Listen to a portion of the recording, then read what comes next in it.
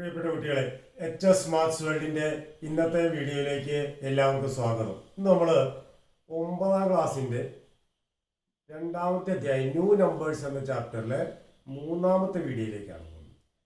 അവിടെ നമ്മൾ പറഞ്ഞിരുന്നു √2, √3, √5 ഇങ്ങനെ പോകുന്ന നമ്പേഴ്സ് എല്ലാം ന്യൂ നമ്പേഴ്സ്, ഇറാഷണൽ നമ്പേഴ്സ് എന്ന പേരിലാണ് അറിയപ്പെടുന്നത്. ഒരു ഫ്രാക്ഷൻ്റെയും സ്ക്വയർ എന്ത് ചെയ്യാൻ പറ്റില്ല, 2, 3 അങ്ങനെയുള്ള നമ്പേഴ്സായി വരില്ല. അതുകൊണ്ട് √2 ഇതിൻ്റെ ഫ്രാക്ഷൻ ഫോമിൽ നമുക്ക് എഴുതാൻ പറ്റില്ല. അപ്പം അങ്ങനെയുള്ള നമ്പേഴ്സിനെല്ലാമാണ് നമ്മൾ ഈ റാഷണൽ നമ്പേഴ്സ് എന്ന് പറയുന്നത്. ആ നമ്പേഴ്സുമായിട്ട് ബന്ധപ്പെട്ട ചില പ്രവർത്തനങ്ങളാണ് നമുക്ക് ഇതിനകത്ത് ചെയ്യാനുള്ളത്. ഒന്നാമത്തെ ക്വസ്റ്റ്യൻ ഇതാ ഇവിടെ നോക്കിക്കോളൂ. Draw A square of area 7 centimetre square and 11 centimetre square. രണ്ട് ക്വസ്റ്റ്യൻ ആണ്. What are the lengths of the sides? അതാണ് ഒന്നാമത്തെ ക്വസ്റ്റ്യൻ. അപ്പോൾ ഫസ്റ്റ് കേസ് നോക്കാം. Draw A square of area 7 centimetre square. അപ്പോൾ നമുക്ക് any odd number can be express as difference of 2 perfect squares എന്ന് 7ാം ക്ലാസ്സിൽ പഠിച്ചിട്ടുണ്ട്. ഏത് ഓഡ് നമ്പറും 2 പെർഫെക്റ്റ് സ്ക്വയേഴ്സിന്റെ ഡിഫറൻസ് ആയിട്ട് നമുക്ക് എക്സ്പ്രസ് ചെയ്യാം. അപ്പോൾ 7 ഈസ് ആൻ ഓഡ് നമ്പർ. അപ്പോൾ 7 നമുക്ക് 2 പെർഫെക്റ്റ് സ്ക്വയേഴ്സിന്റെ ഡിഫറൻസ് ആയിട്ട് എക്സ്പ്രസ് ചെയ്യണം. അതിന് എളുപ്പവഴി എന്താണെന്ന് വെച്ചാൽ 7ന്റെ കൂടെ 1 ആഡ് ചെയ്യാം, എന്നിട്ട് ഹാഫ് എടുക്കുക. 7 + 1ന്റെ ഹാഫ്, അതായത് 7 + 1 8, 8/2 4. ഇനി 7ൽ നിന്ന് 1 സബ്ട്രാക്ട് ചെയ്യാം. 7 - 1 by 2, that is 3. അപ്പോൾ 4ഉം 3യും 4 സ്ക്വയർ - 3 സ്ക്വയർ. 4 സ്ക്വയർ എന്ന് പറഞ്ഞാൽ 16 ആണ്, 3 സ്ക്വയർ എന്ന് പറഞ്ഞാൽ 9 ആണ്. അപ്പോൾ 4 സ്ക്വയർ - 16 എന്ന് പറയാൻ 3 സ്ക്വയർ എന്ന് പറഞ്ഞാൽ 16 - 9 7 കിട്ടും.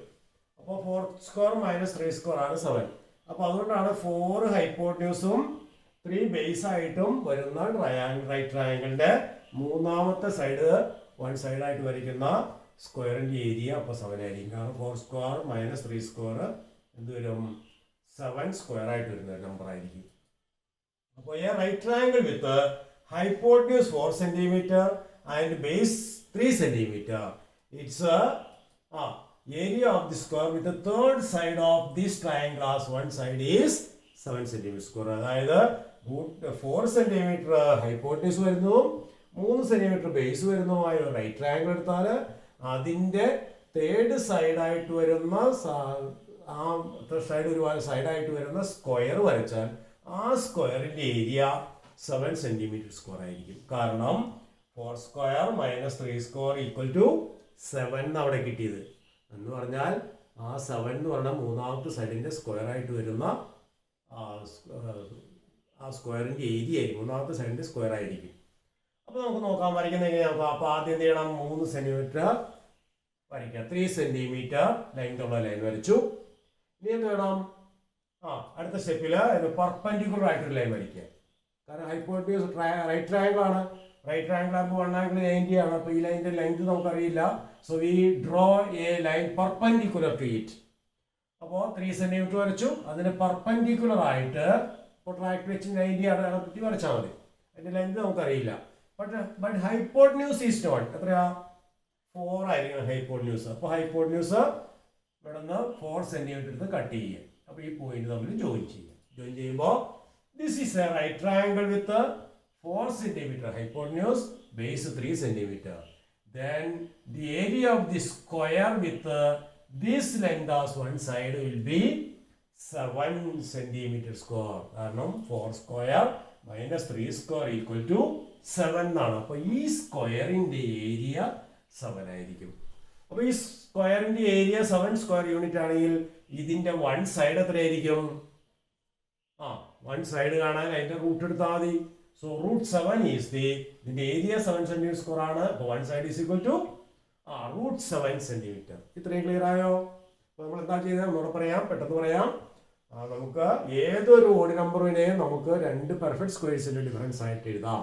അപ്പോൾ 7 നമ്മൾ 4 സ്ക്വയർ - 3 സ്ക്വയർ എന്ന് എഴുതി.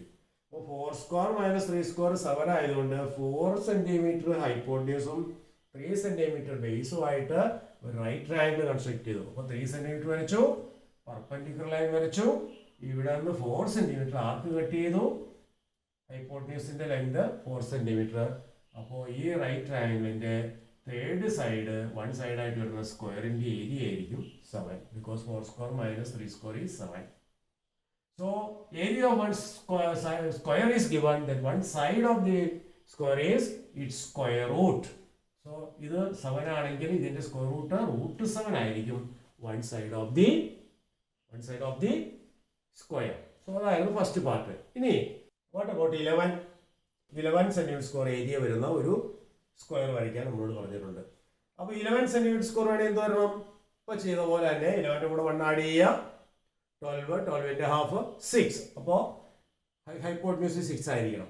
11 ഇത് 1 കുറയ്ക്കുക, 10 ½ 5. അപ്പോൾ 6 ഏതൊക്കെ വരണം? 6ഉം 5ഉം രണ്ട് നമ്പർ. അപ്പോൾ 6 സ്ക്വയർ മൈനസ് 5 സ്ക്വയർ എന്ന് പറഞ്ഞാൽ 11 ആയിരിക്കും.